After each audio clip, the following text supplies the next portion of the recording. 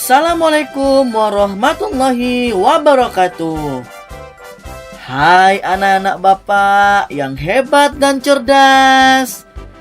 How are you? Gimana kabar kalian? Bapak harap kita semua selalu dalam keadaan sehat semua ya anak-anak. Bapak senang banget nih kita dapat bertemu meski dalam video pembelajaran di mata pelajaran Ilmu Pengetahuan Sosial atau IPS, tema 2, selalu berhemat energi. Anak-anak, sudah siap buku dan alat tulisnya? Ya, kalau belum disiapkan, segera disiapkan ya anak-anak. Sebelum kita mulai belajar, mari kita berdoa menurut keyakinan dan kepercayaan masing-masing. Berdoa Bapak, persilakan.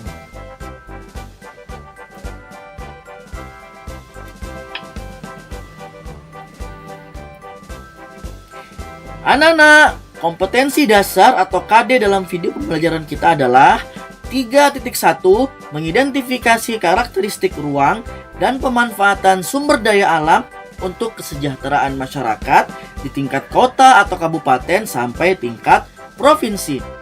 Dan 4.1 menyajikan hasil identifikasi karakteristik ruang dan pemanfaatan sumber daya alam untuk kesejahteraan masyarakat dari tingkat kota atau kabupaten sampai tingkat provinsi.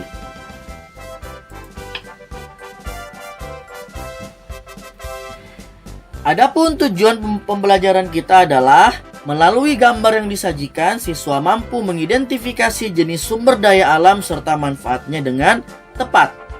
Melalui diskusi virtual bersama kelompok, siswa mampu menuliskan jenis sumber daya alam, asal daerahnya, serta pemanfaatannya dengan rinci.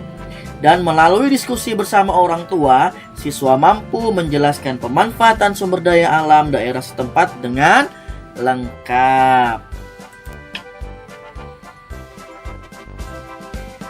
Anak-anak, sumber daya alam adalah segala sesuatu yang berasal dari alam dan dimanfaatkan oleh manusia untuk melangsungkan kehidupan. Sumber daya alam atau SDA ini dapat kita bagi dua. Yang pertama yang dapat diperbarui anak-anak, artinya sumber daya alam ini dapat kita gunakan secara terus menerus. Dan kemudian ada yang tidak dapat diperbarui, yang jumlahnya terbatas. Untuk SDA yang dapat diperbarui anak-anak, contohnya hayati atau yang hidup adalah hewan dan tumbuhan. Kemudian ada non-hayati, yaitu ada air, udara, tanah. Kemudian untuk sumber daya alam yang tidak dapat diperbarui, itu kemudian ada yang berbentuk energi. Energi ada batu bara dan minyak bumi. Yang berbentuk mineral logam ada nikel, emas, perak, seng, timah, dan mineral non-logam berupa belerang dan marmer.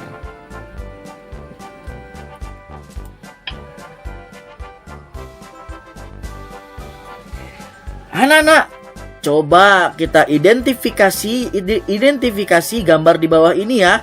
Dan coba kalian tuliskan jenis sumber daya alamnya seperti yang tadi Bapak jelaskan dan manfaatnya. Contoh gambar ini adalah gambar hutan. Kemudian ini apa anak-anak? Ya, ini adalah batu bara.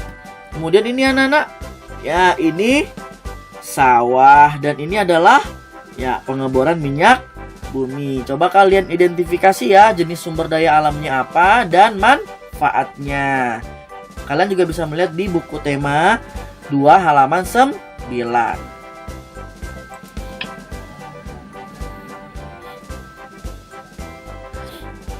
Anak-anak, sumber daya alam di Indonesia itu tersebar di seluruh pelosok tanah air.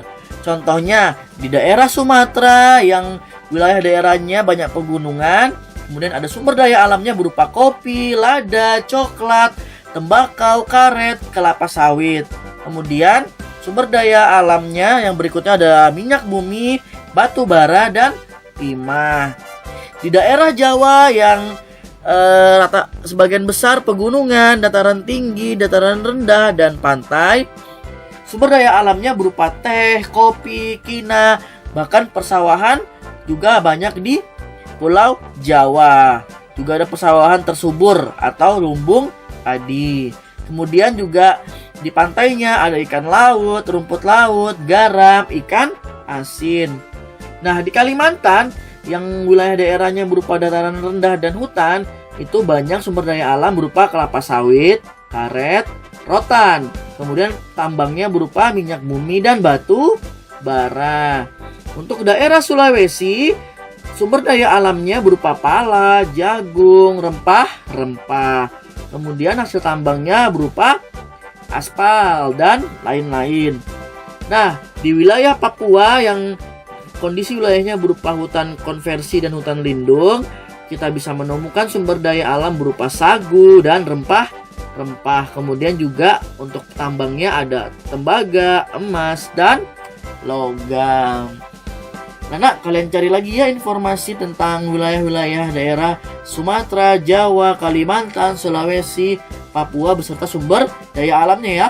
Kalian bisa cari di media atau bisa mencarinya di internet. Ingat, tetap harus dibimbing oleh orang tua.